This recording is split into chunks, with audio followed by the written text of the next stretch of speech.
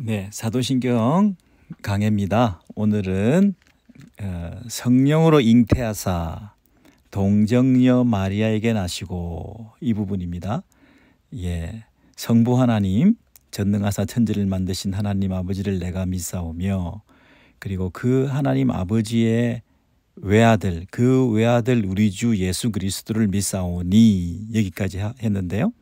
그 예수 그리스도 하나님의 아들은 어떻게 태어났냐 하면 이는 성령으로 잉태하사 동정녀 마리아에게 나셨다 이렇게 돼 있죠. 예, 이 처녀가 동정녀가 어떻게 아이를 잉태하고 또 출산할 수 있느냐 이 부분이 딱 걸려가지고 기독교 신앙을 거부하는 사람들도 많습니다. 우리가 교회 다니는 사람들 중에서도 창조는 믿는데 부활은 믿는데 이 동정녀 탄생은 못 믿겠다 또 이러는 분들도 있거든요. 예. 그런데 사실은 창조를 믿고 부활을 믿는다면 이 동정녀 탄생은 충분히 당연히 은혜로 우리가 믿을 수밖에 없는 것인데요. 요즘 자유주의 신학자들이나 자유주의의 신학에 물든 이 보수주의적인 그런 신학자나 이런 그 목회자들도 가끔 보면 이 동정녀 탄생에 대해서 그렇게 심각하게 받아들이지 않고 이게 잘 안 믿기면 그냥 스킵하고 그래도 예수 믿고 구원받는 것은 뭐 별 문제가 없다 이렇게 생각을 하시는데요. 우리가 성탄절에 아기 예수 노래는 부르지만 그 아기 예수가 동정녀 마리아에게서 성령으로 잉태하여 태어났다 이 부분을 좀 놓치고 있는 그 중요성을 놓치고 있는 경우도 참 많습니다. 또 아니면 너무 이 동정녀 마리아를 너무 강조해서 이 마리아론, 마리아 신학, 이 마리아 숭배까지 나아가는 이런 잘못된 신학도 우리가 종종 보게 됩니다.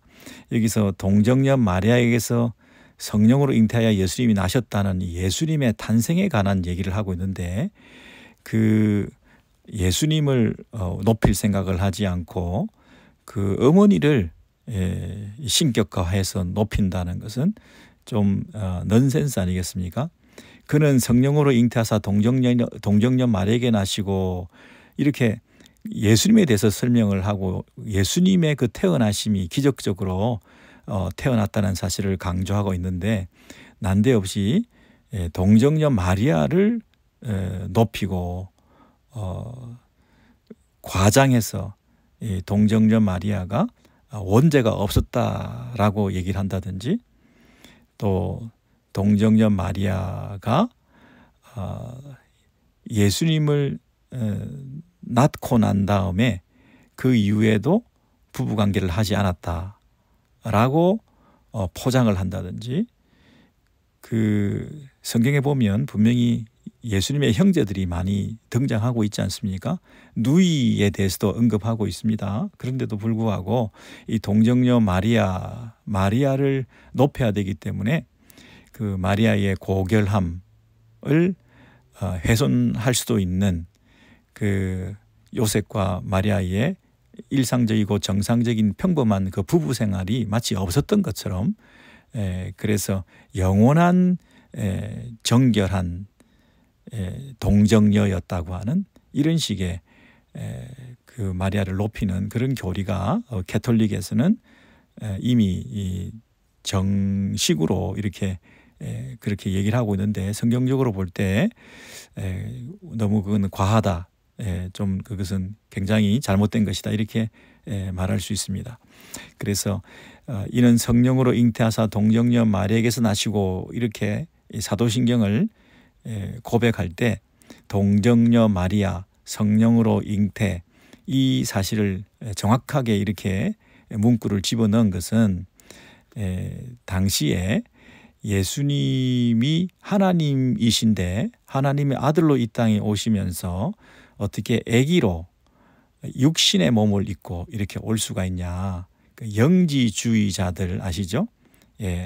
하늘과 땅을 구분하고 거룩과 세속을 구분하고 이 영과 육을 구분해서 이분법적으로 생각해서 거룩하신 하늘에 계신 우리 하나님의 이 땅에 오신 그 예수께서는 더럽고 악하고 추한 이 육의 몸으로 올 수 없다는 거죠. 그래서 영으로 계셨다는 겁니다. 그래서 하나님의 아들이시지만 예수님의 모양, 형상, 예수님의 그 모습으로 사람의 모습으로 돌아다니고 계셨지만 그것은 몸이 아니고 육신이 아니고 유령이었다, 고스트였다, 영적인 어떤 존재였다. 그렇게 말하는 그 신학 이론이 가현설입니다. 가현설, 가짜 또는 그 임시로 가라는 말 쓰잖아요. 거짓된 또는 임시의 할 때 현은 나타났다는 것이고요. 임시로 가짜로 거짓으로 나타났을 뿐이다. 몸으로 진짜 인간의 육체의 몸으로 진짜 나타나는 것이 아니라 그냥 임시로 가짜로 사람의 모양으로 그렇게 나타났을 뿐이다. 그게 가현설입니다. 그런 가현설 영지주의적인 이단들이 횡행하는 그런 분위기에서 이 사도신경을 고백할 때는 분명히 사람의 모양으로 사람의 단순한 껍데기 모양으로 있고 그 실체는 영이라는 게 아니고 그가 진짜 몸으로 오셨다. 그래서 여인의 몸에서 잉태되고 그리고 진짜 인간으로 왔다는 사실을 강조하기 위해서 이 사실을 분명히 놓치지 않고 사도신경에도 이렇게 동정녀 마리아에게 나시고 그러나 그분은 또 인간이다, 하나의 스승이다, 하나의 그 한 분 위대한 뛰어난 인간으로서 생각하는 사람들에게는 또 이분은 성령으로 잉태하신 분이다. 단순한 한 인간으로만 봐서도 안 되고 완전한 스승이 아니고 그분의 신성을 인정해야 된다. 그분의 신성을 부정하고 한 인간으로만 한 선생으로만 훌륭한 한 지도자로만 보려고 하는 사람들에게는 그분의 신성을 강조해야 되니까 성령으로 잉태하신 부분이라고 하는 게 강조된 것이고요. 그리고 그분의 인성을 부인하는 자들에게는 육신으로 오신 것에 대해서 예수님을 받아들일 수 없는 사람들에게는 그분이 동정녀 마리아에게서 잉태되어서 어린 아기로 진짜 사람으로 인간으로 몸을 입고 오셨다는 것을 강조하는 두 가지 면이 여기 동시에 나와 있죠. 그래서 예수님의 신성과 인성을 결합시키기 위해서는 동정녀 탄생이라고 하는 이 교리를 우리가 놓치면 안 되겠죠. 이 교리 동정녀 탄생, 성령으로 잉태하여 동정녀 마리아에게서 나셨다는 이 사실을 그냥 쉽게 생각하면 기독교의 신앙의 기초가 무너진다 그랬죠. 동정녀 탄생, 성령으로 잉태 이걸 하지 않으면 결국은 성령으로 잉태하지 않았다는 얘기는 인간 아버지, 그 어떤 아버지에게서 태어났다는 얘기인데 그 어떤 아버지는 타락한 죄인의 그 죄성을 가진 아버지일 수밖에 없잖아요.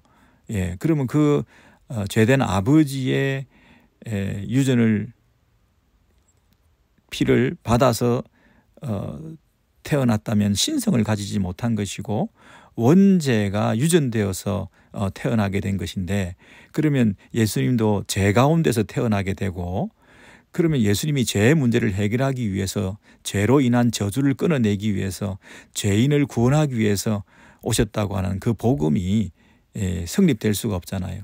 죄 있는 사람이 죄 문제를 해결할 수가 없을 거 아니겠습니까? 그리고 그분이 죄가 있는 상태에 죄에 오염된 상태에서 그분이 십자가에 죽으셨다면, 그분이 십자가에 죽으실 때도 죄인으로 죽으셨다고 한다면 그분이 죄 문제를 온전히 깨끗게 하실 수 없는 거 아닙니까? 그래서 이 그리스도의 무죄성, 죄가 없으시다. 그분은 사람이시지만 그분의 인성을 가지시고 인간의 몸을 입고 오셨지만 그는 죄가 없으시다. 그분은 신성을 가지셨지만 그분은 동시에 인성을 가지신 분이시다.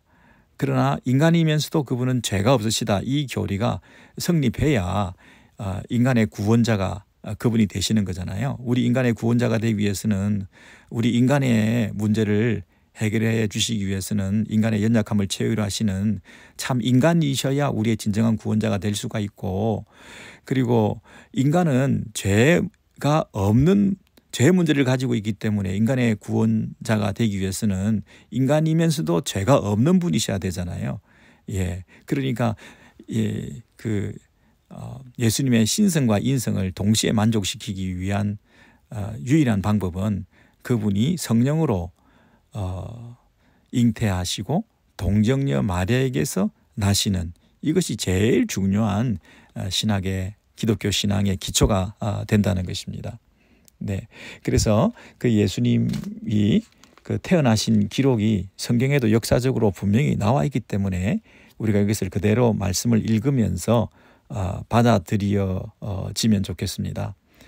그냥 성경의 계시를 무시하고 성경을 읽지 않고 그냥 혼자 자기의 아이디어로, 자기의 경험으로, 자기의 현재 지식으로 이 처녀가 어떻게 애를 낳냐, 과학적이지 못하다, 그렇게 출발하지 마시고 성경을 읽어가시면서 이미 성경을 통해서 받아들여진 사건이라는 거죠. 이 부분에 대해서 의문을 제기하면서 답을 찾아가서 결론을 내리는 것이 아니고요. 동정녀 탄생을 내가 생각해서 결론을 내리는 것이 아니고요. 이미 성경의 계시에 의해서 주어진 진리라는 거죠. 내가 판단해서 받아들일 게 아니라 이미 계시되어서 주어진 이 성경에 기록된 말씀을 우리가 읽음으로써 받아들여진 이 교리로서 우리가 그것을 받아들여지게 되는 그 신령한 그런 은혜를 경험하게 되는 것입니다. 그래서 이 부분에 대해서 좀 의심이 있으신 분들도 성경을 읽으시면 됩니다. 마음을 열고 마태복음 1장부터 우리가 가보시면요, 이 예수님이 동정녀 탄생하게 되는, 그래서 그분의 족보가 마태복음 1장에 쭉 나와 있는데, 아브라함과 다윗의 자손 예수 그리스도의 족보라, 계보라, 그래서 쭉 누가 누구를 낳고 해서 남성 위주의 아버지가 아들을 낳고 이 위주로 쭉 오게 되는데, 그 15절에 보면 엘리웃은 엘르아살을 낳고 엘르아살은 mat단을 낳고 mat단은 야곱을 낳고 야곱은 요셉을 낳고 이래야 되는데 야곱은 마리아의 남편 요셉을 낳았으니 이렇게 돼 있죠. 그리고 요셉은 예수를 낳았다 이렇게 돼야 되는데 요셉을 낳았으니 마리아에게서 그리스도라 칭하는 예수가 나시니라 그랬습니다. 요셉이 예수를 낳고 이래야 되는데 마리아에게서 그리스도라 칭하는 예수가 나시니라 이렇게 돼 있죠. 그래서 이 족보에 의하면 최소한 뭘 말하고자 하느냐면 누가 누구를 낳고 하면서 그 죄의 유전, 그 아비가 아들을 낳고 하는 그 인간의 아버지의 일반적인 그 출생, 잉태와 출생이 반복되어 온 그 역사의 그 마지막 부분에는 그 아버지의 죄된 유전자가 전가되는 방식이 아닌 그 누군가 여인이 개입하고 들어서서 마리아에게서 예수가 나왔다는 얘기는 요셉의 것이 가미되지 않았다는 뜻이죠. 요셉이 예수를 낳았다가 아니고 야곱이 요셉을 낳고 요셉이 예수를 낳고 그것이 아니라 요셉에서 예수를 낳게 되는 그 과정에 요셉의 것이 더해지지 않고 마리아에게서 나왔다는 거예요. 여기서 성령으로 잉태하사 마리아 동정녀 마리아에게서 나시고 그렇죠. 그래서 여기에 바로 이 동정녀 탄생에 대한 그런 가르침이 예수님의 족보에도 이렇게 선명하게 나와 있다는 거죠. 그 얘기를 18절 이하에서 1장 18절 이하에서 예수 그리스도의 나심은 이러하니라 그의 어머니 마리아가 요셉과 약혼하고 동거하기 전에 성령으로 잉태된 것이 나타났더니 그랬죠. 자, 그의 어머니가 요셉과 뭐 했습니까? 약혼했습니다. 정혼했습니다. 정혼은 했는데 결혼 안 했습니다. 동거하지 않았습니다. 동거하기 전에 요셉과 상관없이 성령으로 잉태되었다 이렇게 말했죠. 그런데 그 요셉이 의로운 사람이어서 이 자기 아내가 부정한 여자인 것을 이렇게 만방에 드러내지 아니하고 가만히 조용히 끊고자 했다. 이 사려 깊은 남성이었습니다.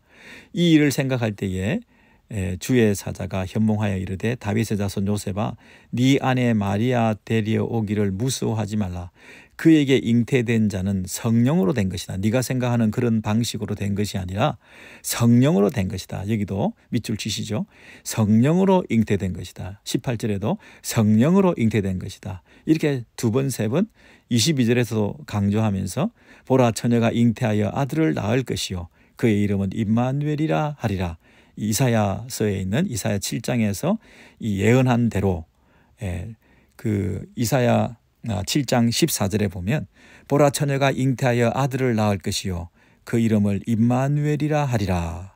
내가 징조를 보여주겠다. 그때 그러지 않았습니까?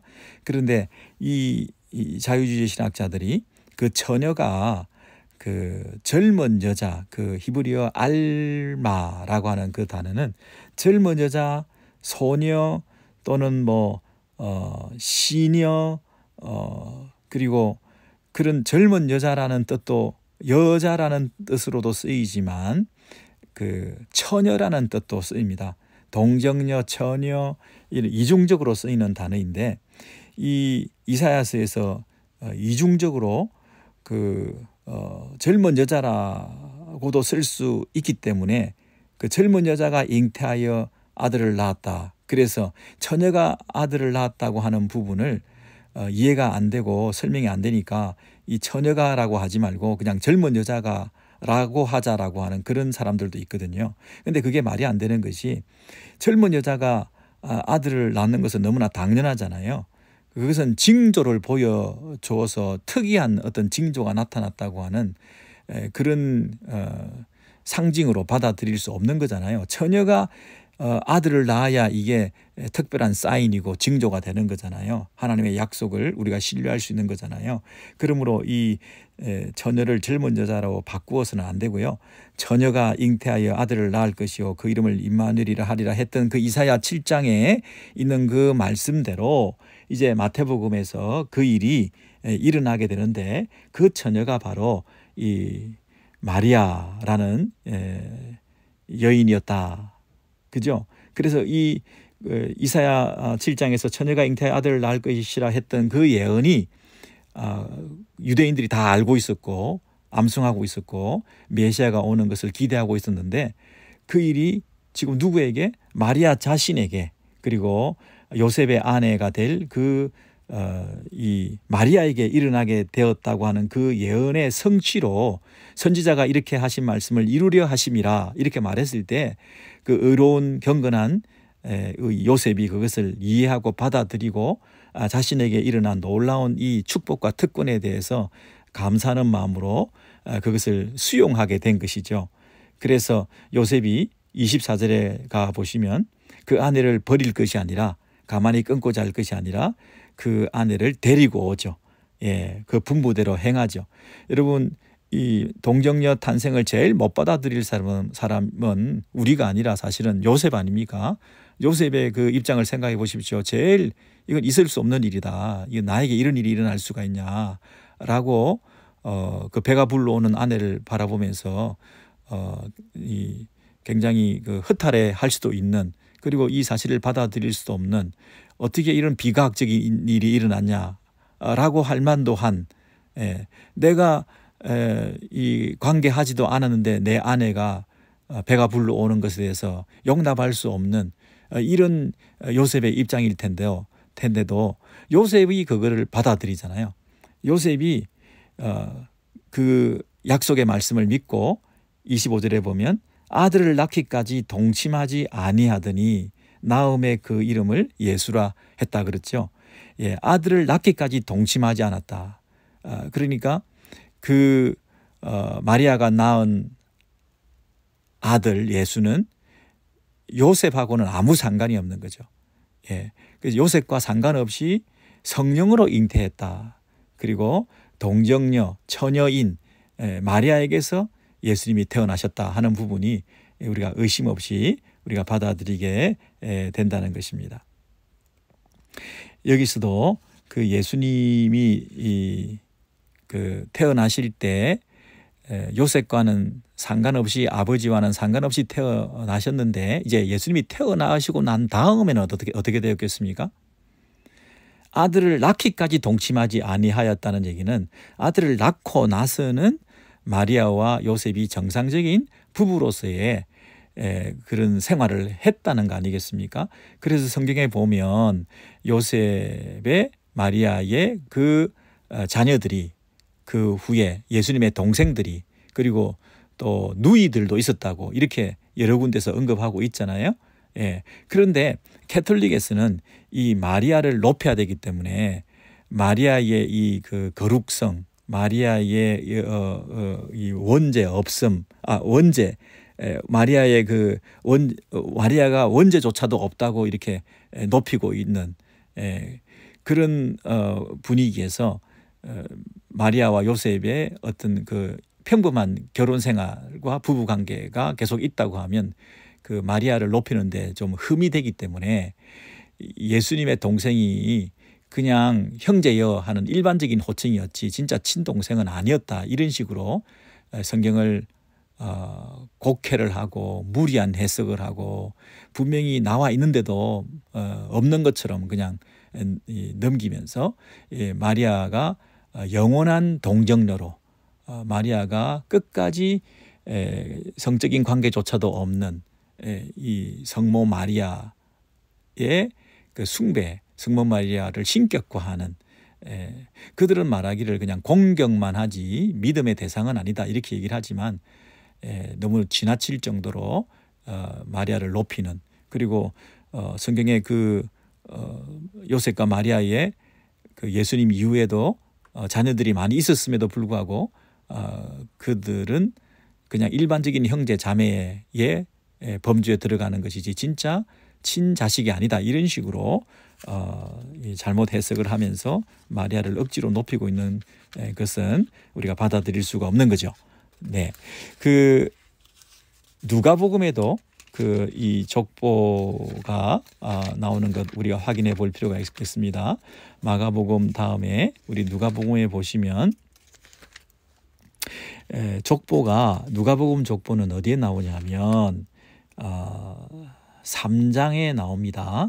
3장에 23절 보시면 예수께서 가르치심을 시작하실 때에 30세쯤 되시니라. 사람들이 아는 대로는 요셉의 아들이니 그랬습니다. 요셉의 아들이니 라는 말 앞에 사람들이 아는 대로는 이런 말을 붙여놨죠. 그냥 일반적으로 겉보기에는 요셉의 아들이죠. 목수의 아들이죠.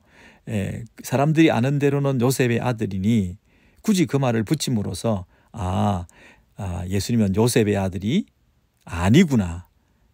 요셉의 아들이 아니구나. 예수님은 누구의 아들이겠습니까? 예수님 누구의 아들이라는 것을 여기서 암시하고 있습니까? 하나님의 아들이라는 것을 암시하고 있죠. 사람들이 아는 대로 요셉의 아들이라고 하는 것이 틀렸다는 얘기 아닙니까?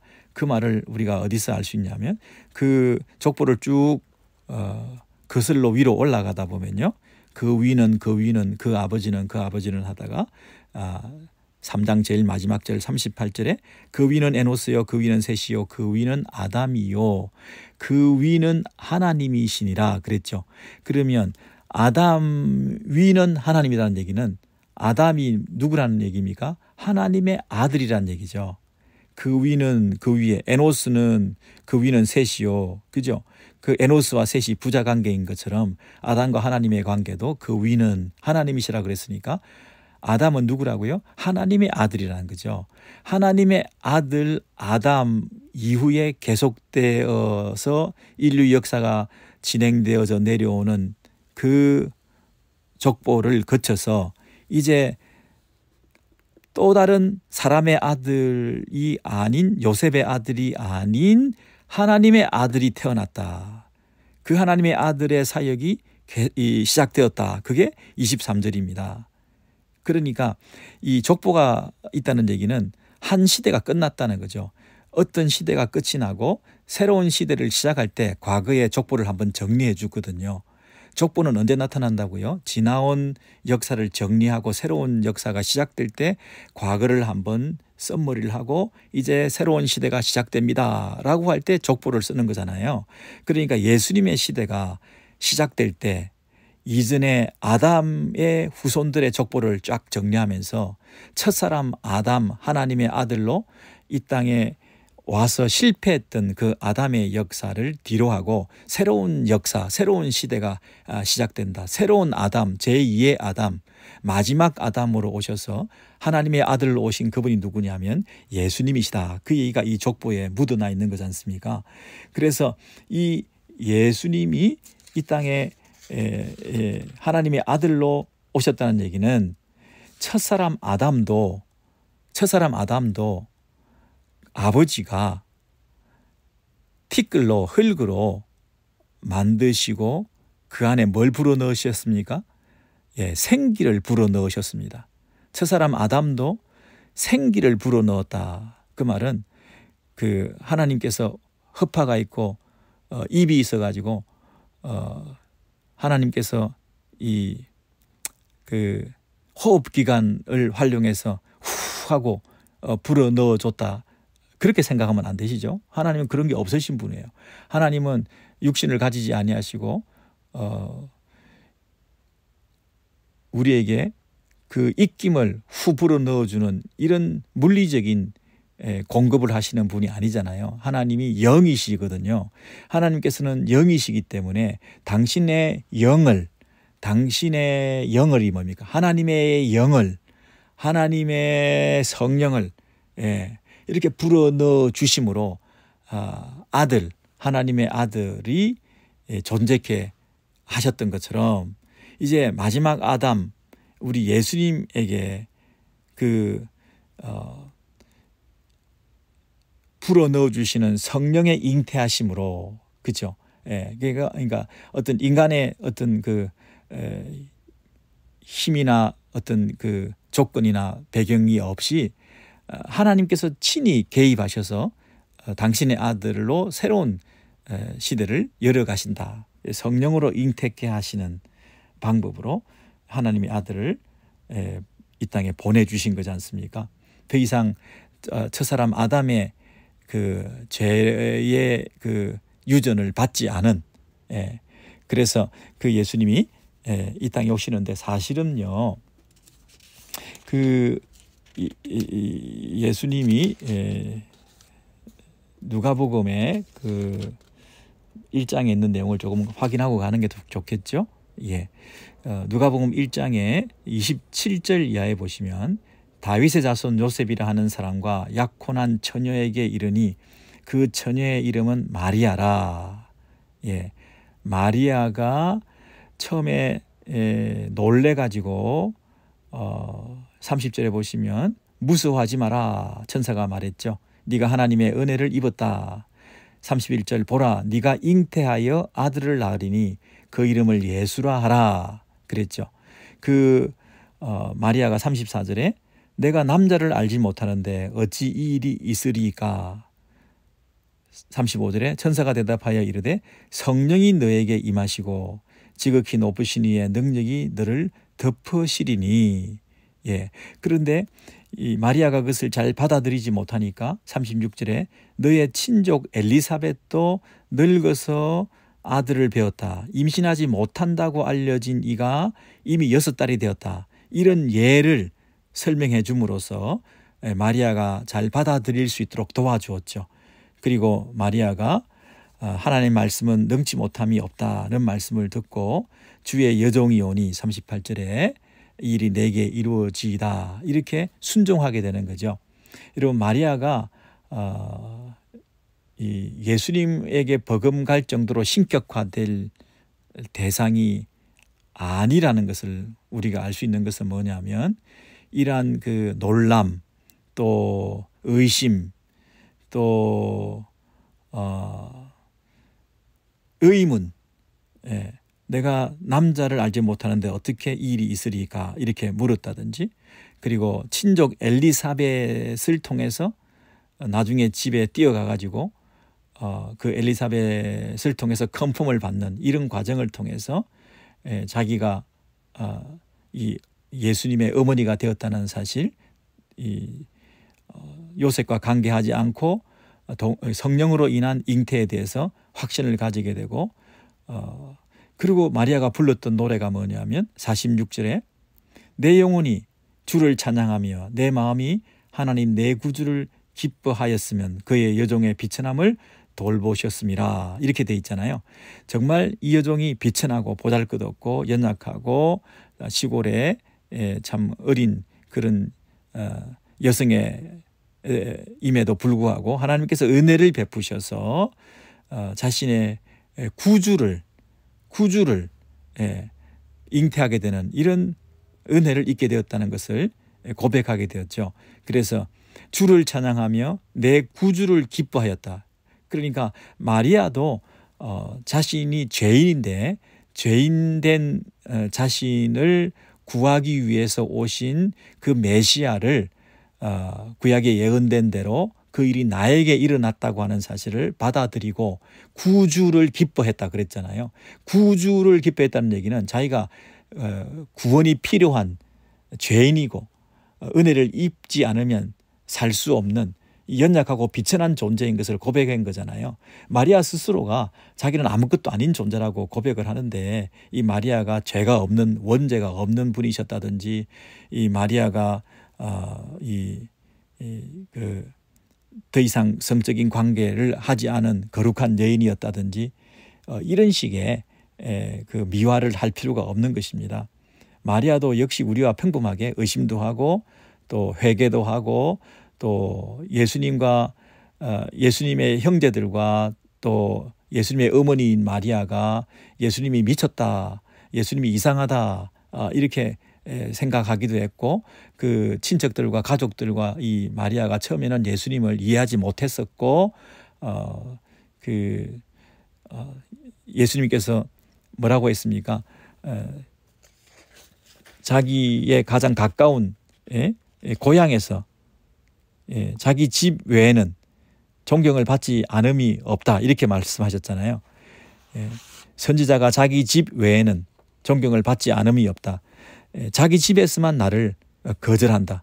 이런 얘기까지 하셨잖아요. 그런 걸 보면 마리아와 그 가족들이 처음에는 굉장히 불신앙적인 모습을 보였던 그런 부분이 분명히 있었던 것이거든요. 똑같은 회개와 또 이 성장의 과정을 거쳐서 성화되어가는 그런 그 마리아와 그 형제들이었음에도 불구하고 이 마리아를 그렇게까지 높여야 할 이유가 없는 것입니다.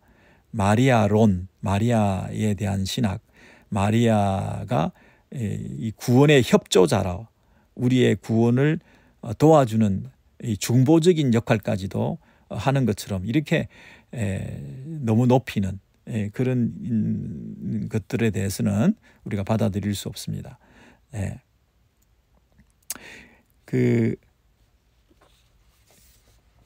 사실은 제일 중요한 성경 구절 한 구절만 소개해드리고 정리를 해야 될 것 같은데요.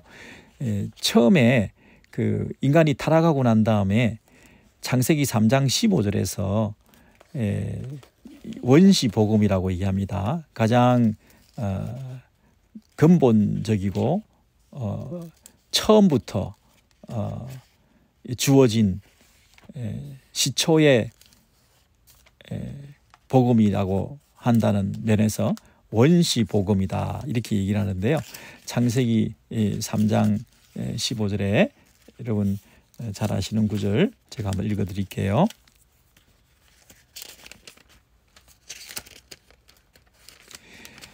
자, 내가 너로 여자와 원수가 되게 하고 네 원수도, 이게 누구한테 하는 말입니까? 뱀에게 하는 말씀입니다. 저주의 말씀입니다. 내가 너로 여자와 원수가 되게 하고 너의 후손도 여자의 후손과 원수가 되게 하리니 여자의 후손은 네 머리를 상하게 할 것이고 너는 그의 발꿈치를 상하게 할 것이다 했을 때, 이 뱀의 머리를 상하게 한다는 것은 이 사단의 멸망을 말하잖아요. 사단이 짓밟히게 될 것이잖아요. 근데 그 사단을 짓밟는 자가 누구냐면 여자의 후손이라는 거예요. 여자의 후손이 사단의 머리를 짓밟게 되는 그 승리의 사건이 이 창세기 3장 그 인간의 타락 현장에서 절망적인 인간의 그 타락과 범죄로 인해서 소망이 없는 이 인류의 아문이 드리워져 있는 이 상황 속에서도 그 가운데서도 한 줄기 빛으로 처음부터 이렇게 복음이 약속이 이렇게 주어져 있다는 거잖아요. 근데 그 약속, 그 놀라운 복음이 점진적으로 선명한 계시의 빛으로 밝혀 드러나게 되어서 막연하게 여자의 후손인 줄 알았더니 갈라디아서 같은 데 보면 때가 참에 하나님이 그 아들을 보내사 여자에게 나게 하시고 그러잖아요. 때가 참에, 여러분 때가 참에 이 창세기 3장 15절에 그 여자의 후손에 대한 약속이 어느 날 갑자기 온 게 아니라 서서히 오랜 동안 그 예언이 성취되기를 기다리다가 하나님의 때가 되니까 때가 참에 하나님이 그 아들을 보내사 누구에게? 여자에게 나게 하시고 그랬잖아요. 이 약속이 이루어졌으니 이 동정녀 마리아의 성령으로 인한 이 잉태와 탄생이라고 하는 것은 성경 전체의 큰 그림으로 큰 맥을 이루고 있는, 부인할래야 부인할 수가 없는, 또 이것을 부인하면 성경 전체의 흐름이 연결이 되지 않고 깨뜨려지는 그런 중요한 교리라는 것입니다. 그러니까 이 창세기 3장 15절에서 왜 하필 후손은 남자의 후손이고 남성 계보를 통해서 부계를 통해서 얼마든지 누가 누구를 낳고 흘러갈 수도 있는데 굳이 처음부터 여자의 후손이라고 얘기를 한 걸 보면 그 여자의 후손이 그 남자의 그 유전된 죄의 유전이 흘러가지 않는 성령으로 잉태한 동정녀 여인의 탄생이 이미 하나님의 마음속에 그렇게 계획하시고 그것을 이루시고자 하시는 큰 섭리와 작정하심으로 이런 일들이 일어나게 된 것이라는 거죠. 벌써 여기에 동정녀 탄생에 대한 약속이 남자의 죄된 그 씨앗을 배제한 상태에서 죄 없는 분이 태어나실 수 있는 그 그리스도의 신성과 인성을 동시에 가지시는 방법은 동정녀 탄생이라고 하는 그 놀라운 방법으로 이 일을 가능케 하셨다는 거 아닙니까? 여러분, 그런데 이 창세기 3장 15절 이하에 그 하와가 무슨 생각을 했겠습니까? 여자의 후손 그랬을 때 하와 입장에서는 이제 나의 후손, 첫 후손 가인의 출생으로 이제 저주가 끝나는 거구나. 그 하나님의 약속이 이루어지는 것이구나. 이렇게 처음에는 착각할 수 있었겠죠. 여인의 후손을 통해서 뱀을 머리를 짓이긴다고 했으니까 하와가 이 자기 후손 가인을 출생함으로 이 전쟁의 승리를 가져오게 될 것이라고 생각하지 않았겠습니까? 그런데 놀랍게도 그 하와는 자기의 후손 이 가인이 오히려 그 범죄의 그 영향을 받아서 살인을 행하고 문제를 일으키고 하는 일들을 통해서 이 일이 쉽게 끝나지 않게 됨을 알게 되었죠.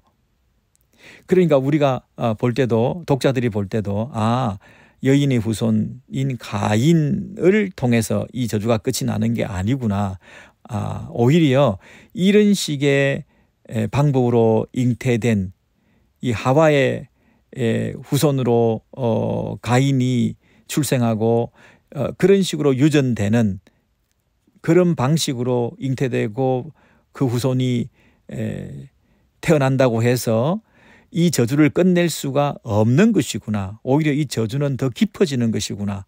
이 문제는 더 해결이 안 되고 더 철저하게 이 인생들이 망가지는 혈통이 계속 유전되어지고 있는, 죄의 유전이 더 깊어지고 있는 그런 현상들을 우리는 창세기에 그 이후에 계속해서 그 족보를 통해서 범죄하는 일들이 일어나고, 계속해서 그 족보를 보면 몇 세까지 살고 죽었더라, 몇 세까지 살고 죽었더라, 누가 누구를 낳음에 900 몇십 살을 살고 죽었더라, 마할랄렐은 65세에 야렛을 낳고 야렛을 낳은 후에 830년을 지냈으며 자녀를 낳았으며 그는 895세를 살고 죽었더라.